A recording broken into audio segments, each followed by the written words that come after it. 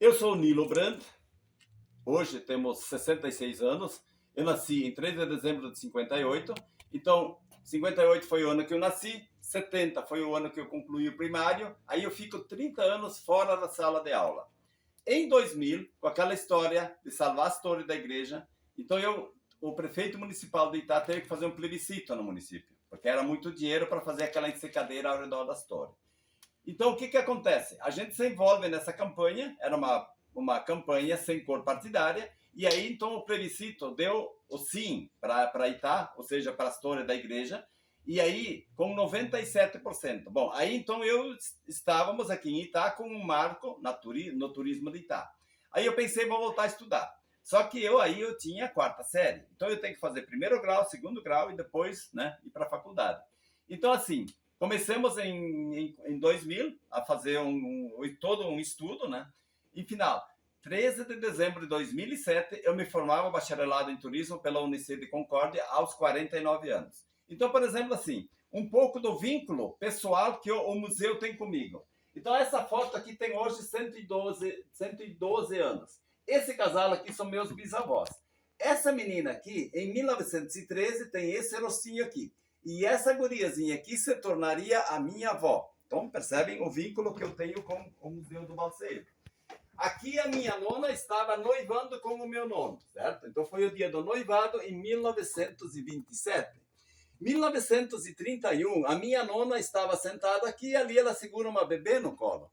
E essa bebê, então, era minha mãe no batizado em 31. Em 49, essa menina aqui, né, se torna maior de idade, com 18 anos, e essa guria aqui era a minha mãe na história, certo?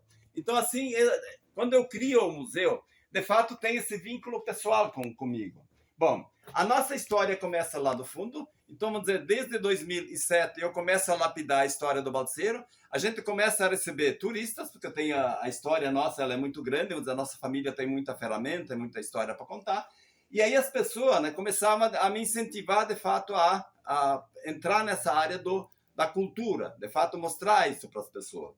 Então, assim, 2013 eu faço essa pequena construção aqui, quer dizer, baseado nessa foto, que era a casa do meu bisavô, que estava construída em 1930, que estava nessa colônia 45, na beira do rio. Só que como nós fomos atingidos pela usina de Itá, nós tivemos que sair lá de baixo para cima. Então aqui em cima tudo é novo. Então eu pego dessa foto aqui para fazer a réplica do museu.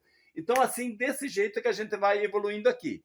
Então de 7 vamos evoluindo para 13, começamos a fazer o primeiro encontro de balseiros. E aí, de fato, a história, a cultura nossa, ela dispara quando o pessoal, de fato, vem contar todas aquelas belezas, que aquilo que acontecia, o sofrimento, a vida, a história toda da nossa região aqui. Então, assim, esse foi o começo do primeiro ciclo econômico de Itá. Para quem não conhece, ou para quem é interessante, Itá, em Tupi-Guarani, significa pedra.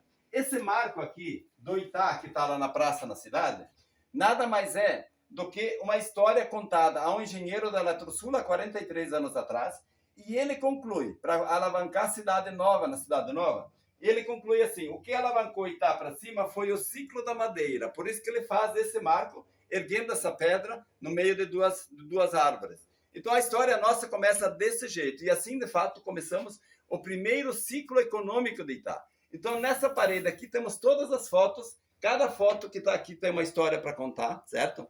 Aqui desse lado, então, são os balseiros. Então, essas pessoas aqui todas desceram o rio. Então, essas pessoas aqui fizeram seus 580 quilômetros pelo rio Uruguai transportando madeira. Então, essa é um pouco da história, a cultura que a gente resgata aqui no Museu do Balseiro em Itá. Bem, aqui nós estamos no restaurante dos balseiros. Aqui nesse espaço, a gente resgata a culinária balseira. Aquilo que o pessoal comia enquanto descia os 580 quilômetros rio abaixo. Então, o que a gente faz aqui? Todo domingo, a gente faz a feijoada, né, bem preparada, carne de porco frito, frango no molho, mandioca bem cozida, se põe mais um bacon ou um salame frito em cima, mais arroz, farofa, cuca, salada e sobremesa. Então, esse seria o resgate da culinária balseira. E sempre a gente prepara nesse espaço. Então aqui nós temos o borraio. das 7 às 11 da manhã. Então, nesse espaço, a feijoada tem que se derreter, tem que, de fato, amaciar. Então, tudo é servido no morai. Então, o cliente que nos visita durante o domingo, no almoço, ele se serve aqui no morai. Então, as panelas são todas de ferro, que entram, são expostas aqui. Então, tudo preparado durante a manhã e exposto aqui. Então, o turista, de fato, se serve ao meio-dia desse jeito. Então, esse é o prato do resgate da culinária balseira. Então, aqui nós temos mais equipamentos também. Esses equipamentos todos eram usados lá atrás, mas hoje a gente não usa mais.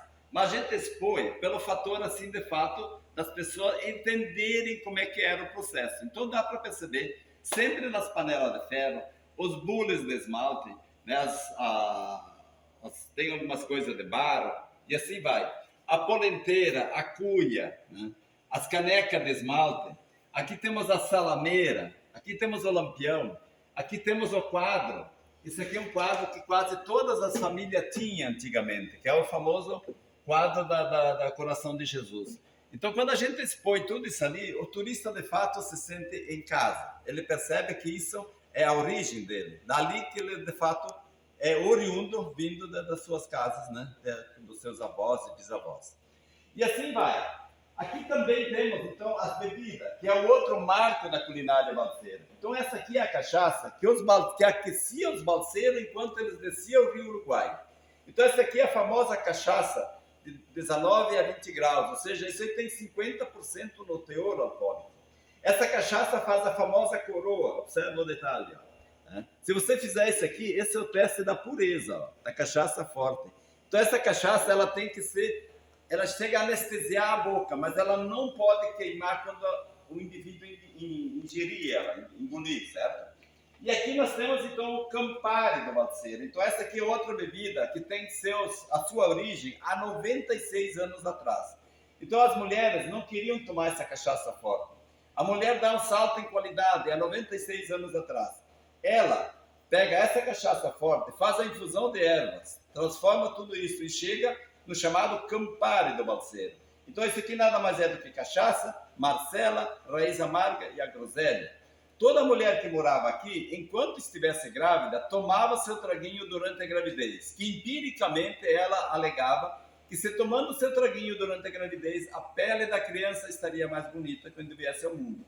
Então, imagina vocês, né, sentir que pôr uma figurinha feia no mundo, isso não existe. Então, toda mulher, de fato, adorava essa história e ela tomava seu trago para a criancinha, quando viesse para o mundo, também estivesse mais bonitinha. Então, tudo isso é o jeito que nós criamos aqui.